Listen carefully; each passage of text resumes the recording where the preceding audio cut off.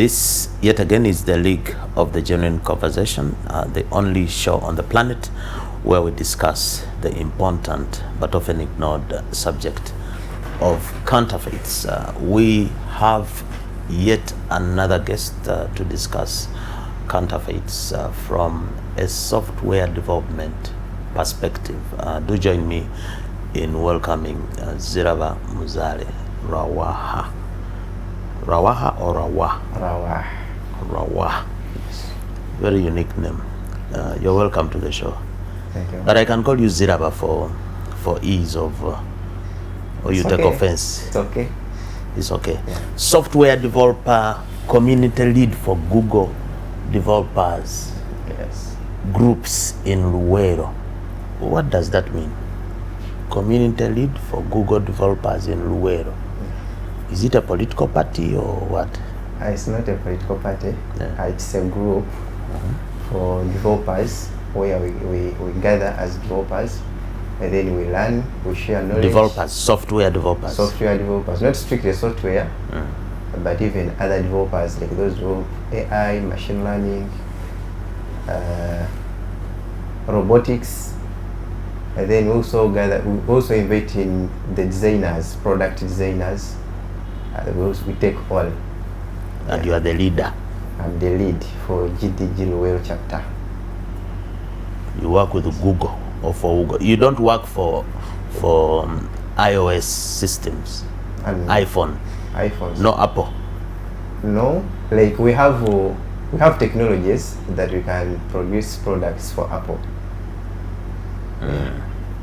And then you are also attached to Rumz Tech Hub. Rumz Tech Hub. Rumz Tech Hub here in Kampala. Despite being a young man, you're quite busy. Kampala, Luwero, and all these places. Okay, you're welcome to the show. We are going to talk about counterfeits in your space, technology, software development. Let's start with Rumz Tech Hub.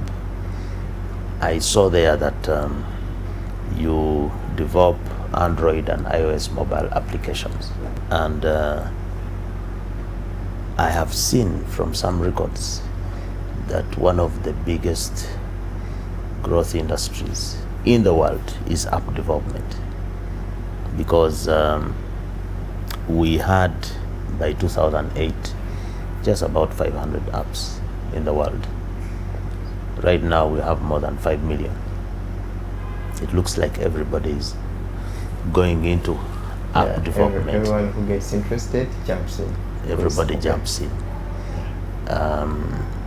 But we have concerns. I'm sure you do as well. A lot of these apps that are mushrooming are fake. Do we have a counterfeit mobile application problem? Yeah, it's always there, and counterfeits is everywhere. In actually global, it's a global problem. But when it comes to software and mobile development, it's worse, because it's very easy for someone to manipulate what you have done than any other product. We have what we call open source repositories. Today, if I come up with an application, I put it at open source. Meaning available to the whole world. Available to the whole world. Anyone can clone it and produce anything related to it. Don't you protect it? Don't you like copyright it? When I put my concept there, I code my, can't I protect it? Yeah, we protect them, but still, if it's how you can get a copyright for your product. Yeah, but just that in Uganda the copyright law is not as much effective. It is there, you're not using it. It's there, but how many apps have been registered if it comes at URSB? If it comes to software development, I'm talking what I know. That's according to my knowledge, and that it's very hard, because we software developers tend to be a bit busy and reluctant if it comes to security and protecting what we have produced. Why is that so? Maybe I haven't yet digged deep in that, but we are trying our best. What we focus maybe more on is if I come up with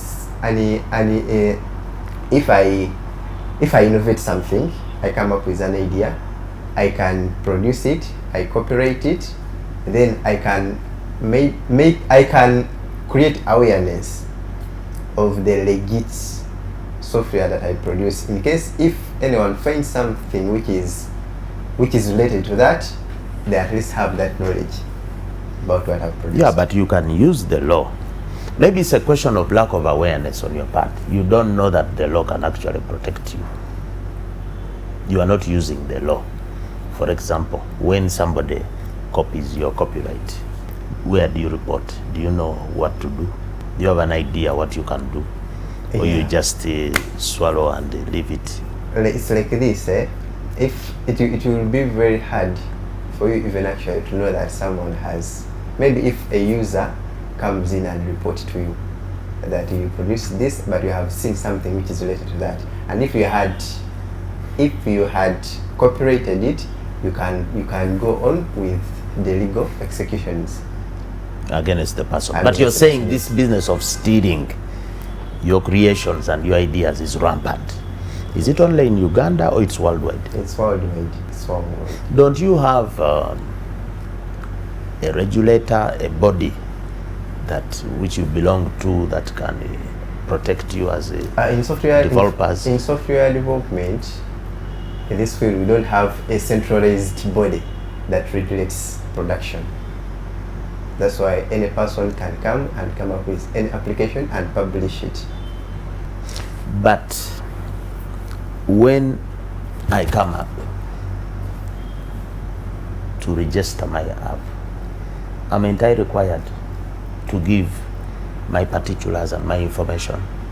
Yeah, you can give your particulars, but still someone can give in other particulars registering the same product. No, but can't when you register your product, yes, as Zirabamuzale, and the product looks like this, the app looks like this, you are required to give your identification, maybe even your picture, your national ID, your passport.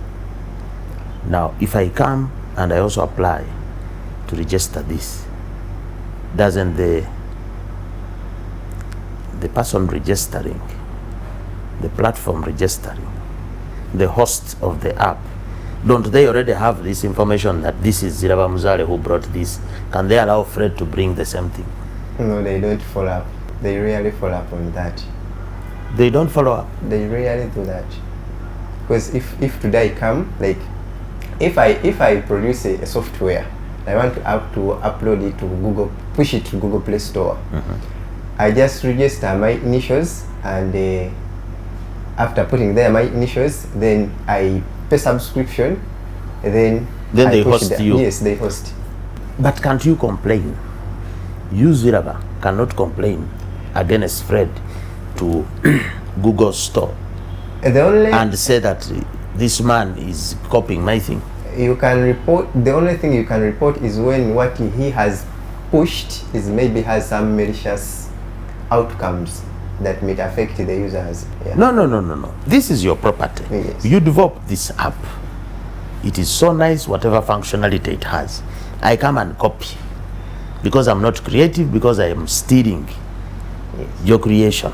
And you're telling me Google Store and then will not care about that. Yes, another thing, when someone steals your concept, doesn't publish the real thing that he published.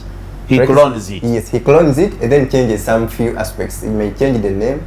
But that is an infringement. In intellectual property, that is an infringement.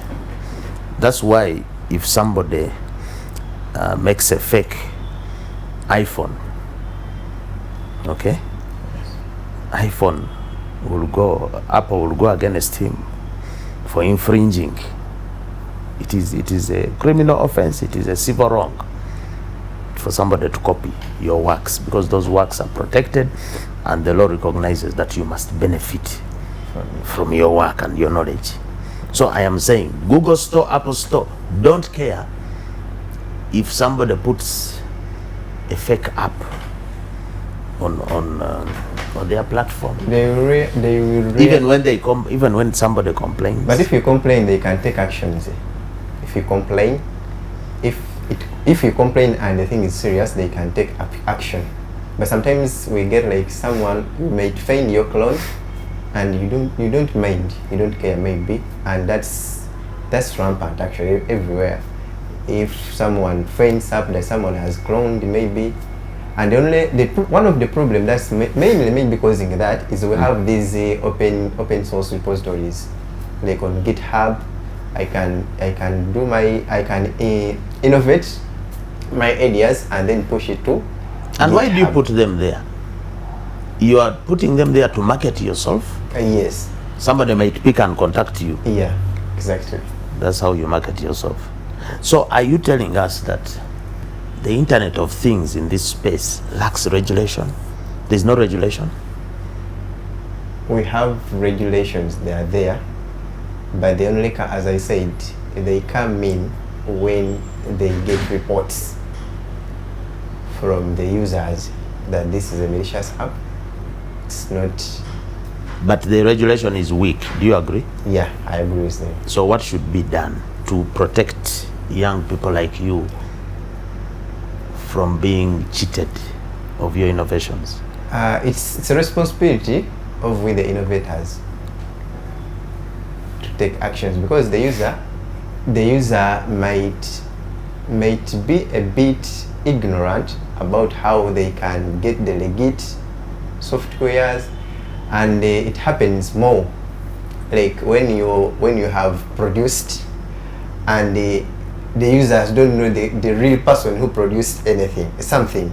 Like today I can come up with an application, but I just push it to Play Store, and no one will follow up who produced this.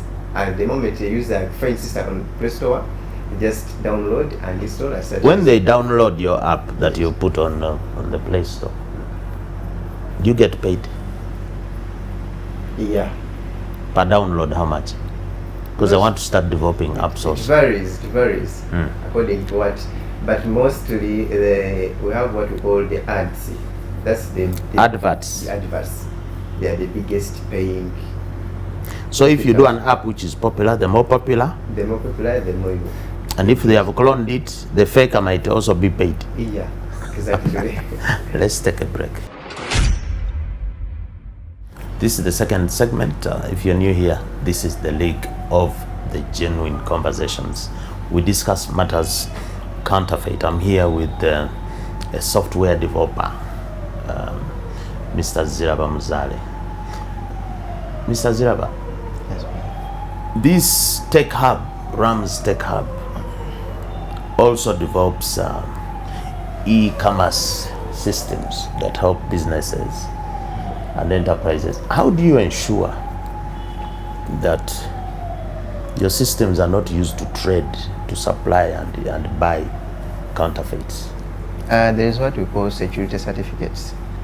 Security certification is that when you come up with an application, a software, you get the security certifications, and it's very hard for someone to jump into what you have developed. No, I'm not talking about counterfeits of the system. I'm not talking about counterfeiting of your system, the trading platform you've created. No.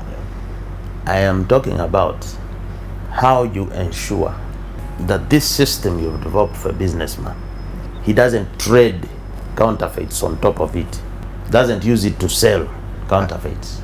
When I develop something like e-commerce systems, first of all, my job is to develop and give it to a client who is in need of it. When I come in when maybe he needs update, so I can. Or there's a malware or something. Malware somewhere. There's something. Maybe the application got some bugs. I have to fix them. That's when they call me. So you don't care about what he uses your system for? It's like coming here and build for you a house.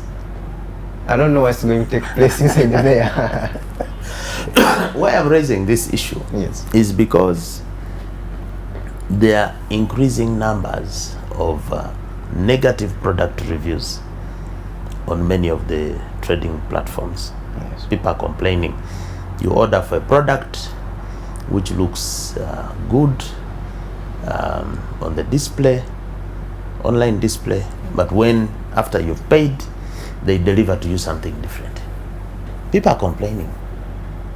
And for us, we are saying maybe you developers of the e-trading platforms can embed in the system something to detect counterfeits. Like this, that one would be hard to implement. Why? Today, if I develop a software, let's say e-commerce platform, and I give it to a client, if a client start using that and do transaction between them and their customers, I will hardly get knowledge on what is taking place. What I can maybe talk about that, if the transactions are taken, and if let's say you ordered for a certain product and you get something which is related but not the actual on what you have ordered, you need to report, because we always have those reviews. Like when you go to Play Store and download an application, a software, there is a review. You consider the ratings, and people are always reviewing, giving feedbacks according to the experience that they got when using that particular application.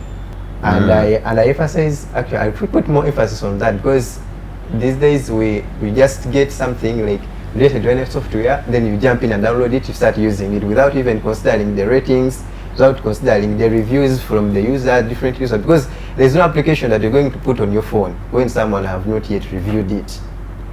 And yet, I was looking at a mobile app protection report of 2019. Yes. In that year alone, they detected more than 65,000 fake mobile apps. One was in respect of hardware. It was a fake app on hardware, and there were more than 8 million downloads. There are other apps that mislead people that, we're going to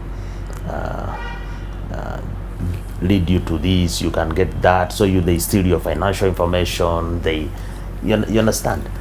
So it looks like app developers cannot run away from responsibility for, one, the fake apps themselves, and the fakeness that is done using the apps. The whole thing is intertwined.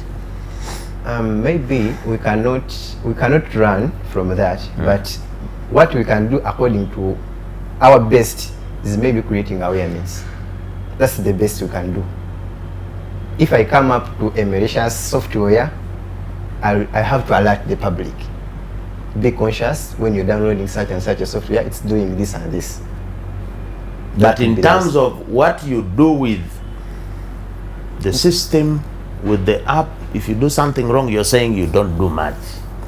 You also help to develop inventory systems. A lot of counterfeits in our inventory. What are you doing to make sure that the inventory systems are not a repository for counterfeits? Most important, but according to in Rumz Tech, we publish, we produce, or we develop offline inventory softwares, in that you're going to use it when it's not connected anywhere. You're going to use it for your particular company. So meaning that if your company brings in fake, the inventory will just show the product, but it will not be able to say this is genuine or fake. Yes. So again, nothing can be done there. It's not nothing. We can stop counterfeits. Can software development be used to fight counterfeits? Yeah, it can. It can. How? Because in software development, where your knowledge ends is where your production also ends. So your knowledge ended. You cannot develop something on counterfeits. Have you developed something? Do you know of a software application which can help us to detect counterfeits? There's a conference we were in, but the guy came up with a software that can detect fake notes. You just use your camera and then you scan a fake note, and it easily says that, tells that this is fake, this is good. Yeah, and I'm very sure that because technology is always getting advanced every day, and more is coming, and the more we advance, actually, the more rampant the counterfeits also increase. And in software development today, when you come up with let's say a security measure, even those people who does counterfeits analyzes that what security that you have done, how to overcome it, and then they learn how to overcome what you have overcome. Yes. So it is a very open-ended thing. Yeah, it's very open, and actually in any field you can regulate counterfeits in any field, but in tech it's very hard. So overall, is tech for the good or for the worse in terms of fighting counterfeits? Is it promoting, or is it helping us to fight counterfeits? It can. From what you see, is it doing more of what? Promoting or stopping? It's balancing. It is equal. It's equal, because today if I come up with something that's fighting counterfeit, another person will come up on how to overcome what you have done. So, as a youth, how can we embrace technology to fight counterfeits? Maybe I'll put more emphasis on, as a youth, we have to take some security measures to fight counterfeits. One, as we software developers, we have to ensure security on what we are developing. And but you are saying they steal it, so there is no security. You can secure it because we have open source, and we have also private repositories on GitHub. That once you come up with a software, you can open up a private repository, and only the person who have access on it. Because or somebody you have allowed access. Yes, or who somebody. Has paid. It's very easy to trace when you have a private repository than public repositories. And then another thing is to ensure reputation of our ideas. Make sure that if you have published something, at least alert the public that you have published this and this, so that they will be sure where they are going to get it from. And another thing, we should always update what we have done, because today when someone, let's say someone who is intended to counterfeit on your application, it will be very hard for him to detect the updates. If today is taking, like, someone can take a month just studying your application, how it operates, what and what, and if you update it, it means it's going to go back to zero, and it will become so hectic. So I encourage the software developers to always ensure you update your software regularly, at least a month or 2 weeks. Changing the features, adding more fields and security. It's very, very fluid. It's very, very, very, very fluid. As we end this segment, as a Ugandan African software developer, you are so insignificant when we look at the world, the global situation of software development, because most of the software development is done by the US, China, India. Are you African software developers just spectators, just consumers of other people's products, or you are making a significant contribution in the industry? In the industry, in Africa, actually strictly Uganda, in Uganda, we are trying our level best, at least, to spread the gospel of software development, and people. We are emphasizing more people to embrace technology, because as the world grows, the technology is getting more advanced, and we need more. We have to do more in technology, more than any field, because we are still behind.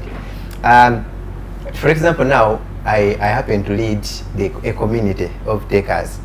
But most of the people, yes, in Luero, most of the people, if you invite them, they will start asking. Actually, in youth, the biggest percentage in youth are infiltrated with politics.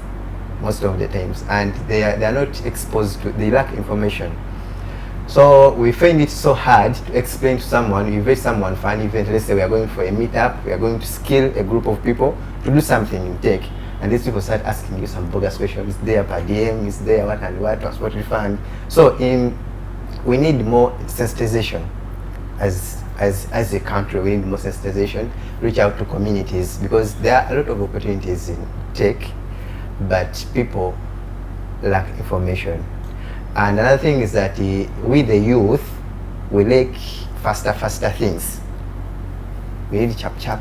I need at least 1 month. But that's how technology works. No. You want something, you to do click here. To do something, maybe when you're talking about users. Yes, that's how you make the technology to make people lazy. You just click a button. But people don't know spellings. Everything they do spell check. If you are looking, you're looking and aiming to get something technology, it takes a lot.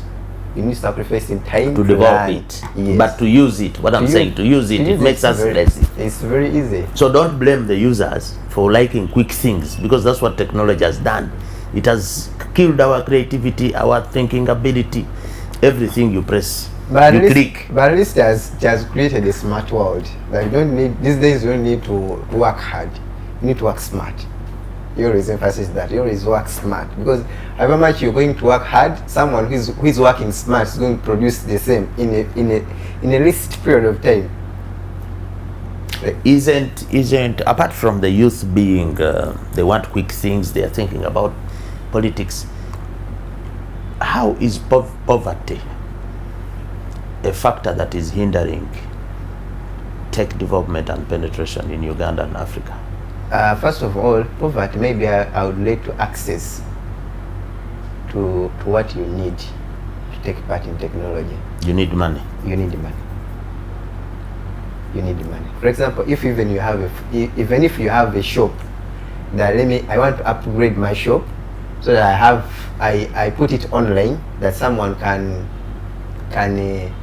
order for a product when at home, and you need cash. So we are lacking equipment, infrastructure. We are lacking infrastructure. We need infrastructure boost in the industry. What infrastructure do you need?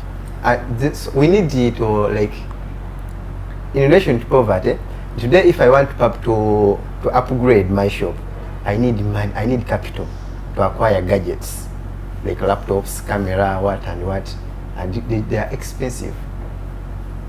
And then those which are not expensive are fake.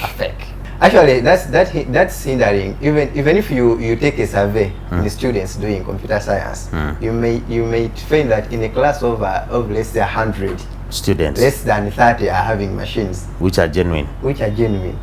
Pirated software, fake gadgets, and others even can't afford even those fake gadgets.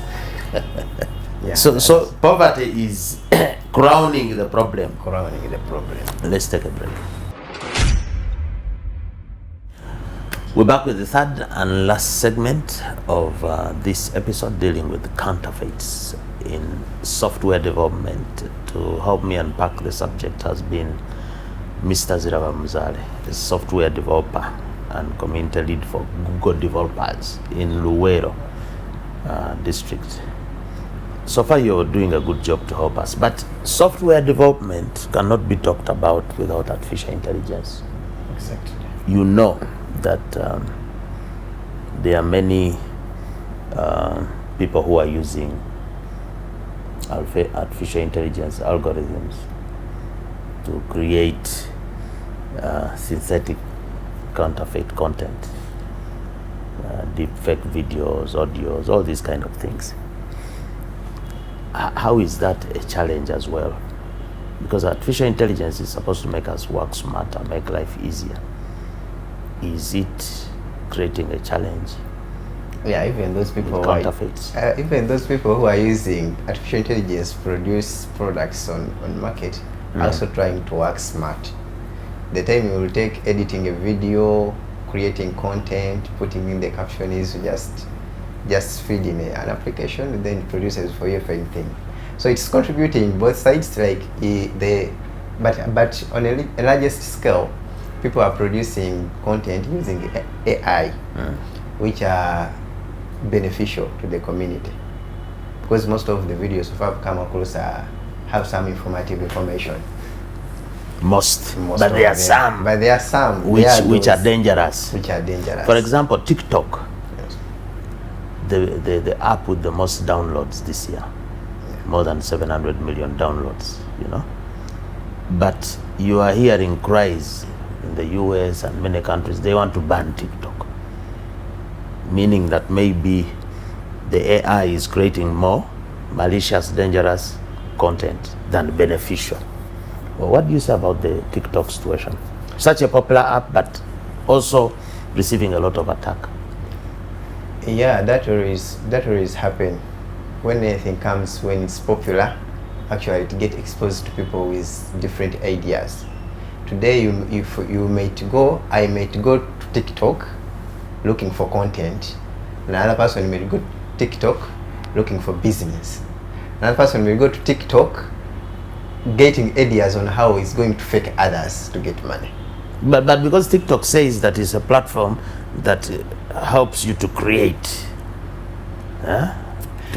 content and post it and builds communities, connecting communities. Should TikTok be banned according to you? It can't be banned. It can be banned, yes. But according to me, I will not encourage it, because it's helping much as some people are using it in the wrong way, other people are benefiting from it. Yeah, but overall, is it a force for the good? Yeah. According to you, as a software developer? As a software developer. And when it comes to, like, I would drive it to sharing information. It's a good application because it has been embraced by anyone. You may find someone is not on Twitter, is not on LinkedIn, is not on any application, but is on TikTok.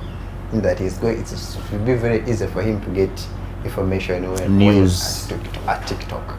You get news there, you get... Yeah, however, what I would say maybe is the owner to regulate.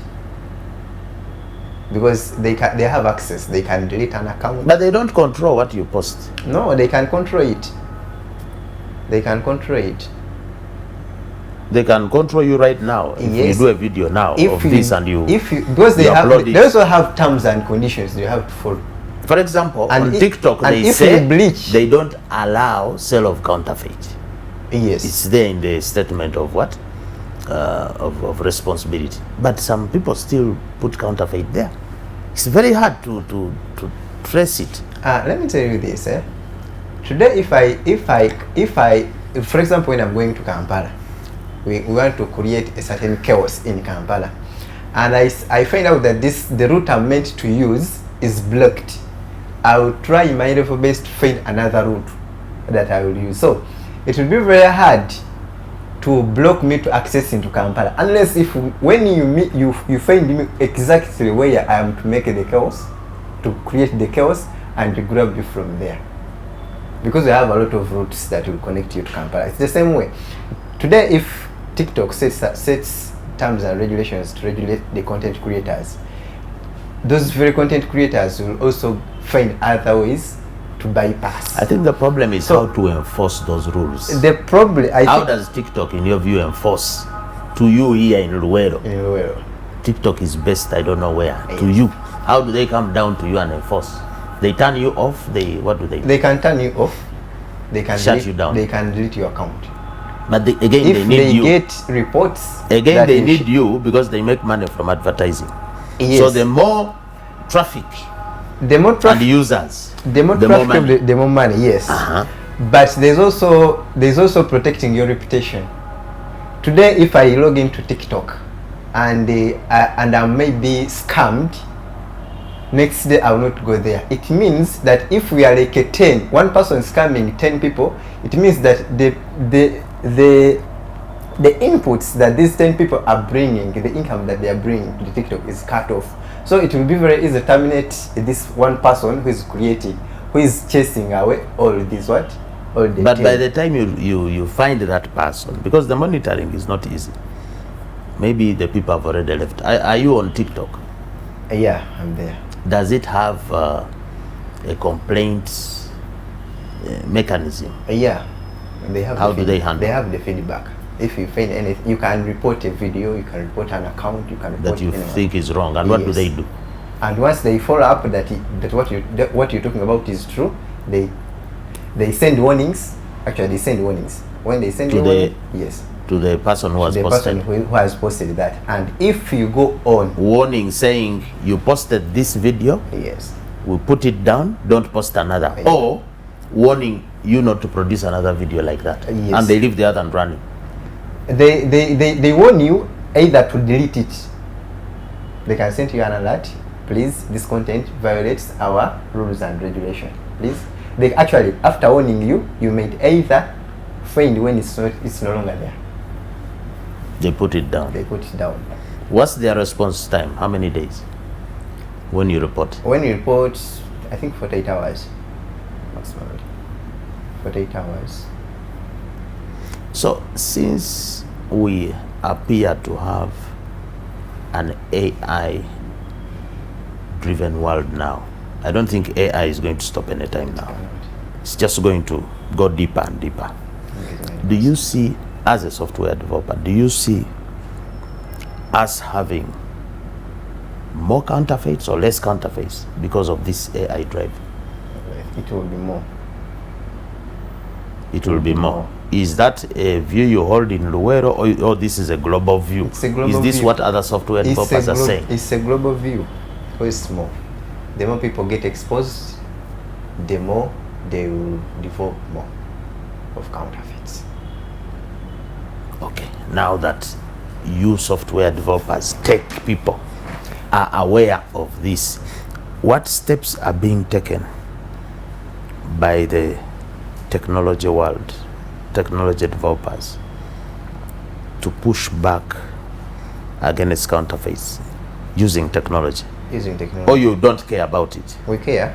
Okay, it's not that we don't care. We care about it. Maybe what I could emphasize more, like I said before, that we, the producers, we have to take part in alerting the users. That today, if I produce a software, when I'm very sure that someone might clone it and embed in other malicious codes that may damage my reputation, I have one, to report always to the users. Two, you have also to be conscious on what we develop. Even if someone produces something that is similar to yours, you have to take action. And you have always to update the users. That is the users, which is okay. Yeah. You are saying give them awareness, educate them to be safe. But you have failed to stop the development of fake apps. That is, for me, the issue I want to come back to. No, we to. cannot fail, because we actually... Why don't you put them down? Those who are hosting. We take legal actions. Why doesn't Google pull down these fake apps we take legal, that are on Google Store? We take legal actions. If today I find that my idea was produced with a different, with a different and harmful goals, I report. It's very easy. I can even sue someone. I can take someone to. But if you report, then we would not be having so many fake apps selling things. Yeah, they impersonate popular brands, and then they say we are offering this. So you go there buying, thinking it's from the legit product, when it's not. There are so many. I think there is a governance issue, like I talked about. We need. It's like a gangster's paradise. That can be achieved. Maybe, let's say, in a country, and let's say a country like Uganda come up with a regulatory body that regulates software. No, but Uganda can't regulate in isolation. The internet is global. It can. We need an international. Yes, it can. Why? Like, maybe it can regulate. How? And switch off in a certain country. In 2020. Was it 2020? Yeah, when we are approaching the election period, they switched off Facebook, and you can't access Facebook in Uganda except when there are other applications that people use to access it. So that can be done nationally. Yes. But people are still on Facebook. Yes, but they are there illegal. So it's not effective even when you take sanctions. You can. Me, I am saying at the global level, there's a lot of laxity. I have seen countries complaining artificial intelligence because will we don't kill us, have a central. Because we don't have. Why is it if we can have control of firearms, we control terrorism, we control, there are global actions. Let me tell you this. Why can't we have a global action against faking? It's very hard, because let me tell you this. Today someone might log in on the internet and you can't trace him. Someone is in Uganda, but the IP addresses are showing that someone is in Istanbul, someone is in France, and it's in Uganda. So it's very hard to trace that person. That is, you call it what? Phishing, where somebody sends you an email claiming it's from a certain reputable entity, and then you disclose. And that's very common. A rampant problem. Actually, I receive more than 10 per day. Fake mails. Someone shares a fake mail. There are even those links that are shared on WhatsApp. They claim that such and such an organization is giving rewards to people, so you log in and you claim yours. And you give them your personal information, sometimes financial details. And that's a bigger problem. However, we always emphasize people, and don't just log in, don't just tap in every link that you find, because once you add those links that are shared, some of the people who produces those links are maybe getting popularity that I need some traffic on my website, so I need to create a fake link promising to attract people, promising things that I'm not going to deliver. So as you share, for example, I'll give you an example, an instance that someone could create a link promising you, like, let's say 50 GB for a month, and the moment you tap in, they ask you to log in, you put in your information, they also ask you to share to like 5 people. You share to other 5 people, promising them the same, and they also do the same. They end up getting traffics. Most of them, actually, they are more interested in getting traffics to their websites. That the more people access my websites, the more to get popular and maybe earn. But there are those also with malicious attitudes. Someone may share a link when it wants to collect your information, some bank accounts, and the moment you log in, they get your information and they can get access. So how can I, as a lay person, tell an authentic mobile application? How can I know this is fake, this is not fake? What are the telltale signs?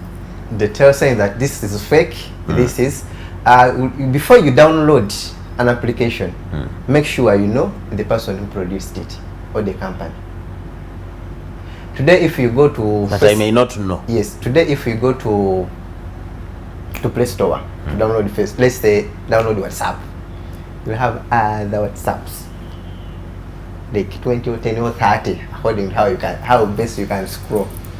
But when you're dealing with software on Google Play Store, like I said before, that first of all, you know the person, the producer, the owner of that application. So you go and click where that owner's name is. The information. But somebody can also clone, can paste there the owner's address and details. It's very hard to use my address, and someone clicks that address and brings to your site. Yeah. And this actually happens more on banking systems. Okay, so know the owner of the app before you click. What else?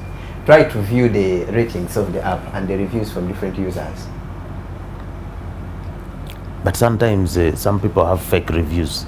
They hire people there, they are busy on computer praising a product. No one can hire hundreds of people, because if you hire me, it means you're going to pay. Yes, some people do. For products, I know there are products which hire mercenaries to praise this product, so that the actual negative reviews are so few and the majority of people are praising. You consider that negative, because when you're searching for an application in Google Play Store, you'll find the negative reviews, those who gave it stars below 3, below 2, 1, and all the critics. You can go through the critics and at least get an insight on what you're going to. Okay, so check the reviews. What's the third check one? the reviews. You check the reviews. Then another thing is you update. Always update. Actually, you could turn your phone automatic update. In case the developer updates the software, you easily get the update. So if you have, that's why some people who have applications which are fake, they don't receive the updates. They don't receive that updates. So you need to turn off your auto update. In case you get it updates automatic. It keeps updating. Yes. As we close, what are some of the famous apps that have fake versions that you want to warn people about, that you know of, which have bogus versions? I would say that every application have, all the application, let it come to banking softwares, social networks, and all. But most of them have at least tried to minimize them. Let's say WhatsApp. Let me speak, because everyone is using WhatsApp. We have the WhatsApp, the official WhatsApp. We have the business WhatsApp. Those are legit. Then there are those other versions of WhatsApp, like the GB WhatsApp. And another thing that I forgot to tell you is you can protect your identity on Play Store.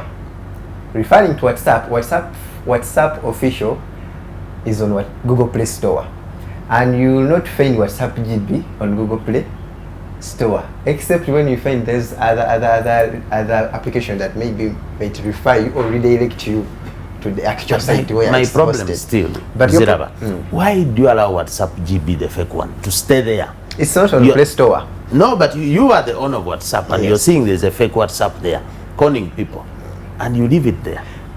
They tried to fight that. Yeah, to my knowledge, they tried. Actually, they even banned some accounts. If you've been using for any WhatsApp mode, which is not the real WhatsApp, they used to ban them. But as I said before, that if they ban this one today, that person who produced what was banned would get knowledge. How can I overcome this? And they produce the next day something else. And it will be very hard for you to break that one. Problem. Any experience with counterfeits online? An experience. I faced some counterfeits. There is a set I joined. Actually, they were like 3 during my first year at the university. We joined. Actually, they all shut down their domains. Even if you search them, they are not there. But when you got information about the cryptocurrency, that saga took a lot. And if you go to some villages and talk about cryptocurrency, first of all, they may not understand. But if you talk about Bitcoin, those people scammed us. So how are you scammed? There was a site that was promising to crypto trading. Then you could log in, then they promise you a certain percentage. And you are to pay how much? And you are to pay, we used to pay $25. You pay 25, you join, and then on promise that you're going to be making 5% daily. On the 25? On the 25. So by the time you calculate that 5% every day, at the end of the month, your money is already back. It's back, and you make even a profit. The profits, and they promise that it's an infinity. You'll be earning until Jesus comes back. And you paid for how long? You earned something? No, you didn't earn. After a month, it shut down. After a month, they disappeared. Logging in, you don't have access to your login. And many people lost $25 times the thousands. That's how it was. And physically, offline? Physically, I haven't yet experienced more, but there are some few.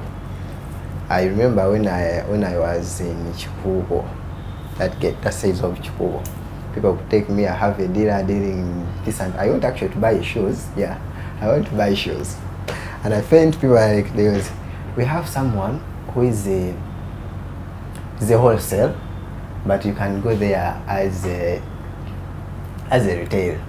But the fact that they only deal in wholesale, when we go, for you remain this side, and you go check whether the boss is not there. So that they can get for you. So that they can get for you pair of shoes. Yes. And the moment they went like this, I waited. I said. And you are getting a shoe on the cheap. Very cheap, because But they showed you a sample. Yes. Yeah, they have to show you a sample. And once you give them the money, you wait for us from there. You are still waiting. And up now, I'm still waiting. Now I'm still waiting. Okay, so your message to the youth about counterfeits, how they should avoid it. Let's be vigilant. Let's be vigilant. Let's take cautious. Anything that you find online, you don't just jump in without searching about it, without getting some reviews from the people who have been using it. We have a lot of fake applications. We have a lot of fake VPNs actually now. It's the era of VPN VPNs. Is also fake. Fake. Some of them are fake. Some of them, they are claiming to be giving people free internet, and people are using them for free internet. The fact that that is expensive and very few can afford it, so they jump for that. VPN. Most of the VPNs, most of them are giving. Some of them, they're just using it as a business, because as they give you free internet, you have to watch the ads. And the more you view their ads, the more they make money. Earn. Yes, they earn. So that those ones at least they don't have problem. But there are those that have some codes embedded. They can get access to your phone. They can get access to your details. They can get access to your emails. There's an application that you're going to install and start asking you access. Give it access to location, give it access to contacts, give it access to this and this. Try before you allow the access, because these operating systems in the mobile phones that we use, they are restricted. You have control. At least they gave you that you can control on what can access what. So try to first read. And one of the problems that we're facing in Uganda and maybe Africa at large, people don't want to read. You rarely find someone who is installing an application and reads the terms and conditions. We just install. Next. Not knowing what. So you're saying we should read. We should at least read and understand. And understand what you're going to follow in. Try to read.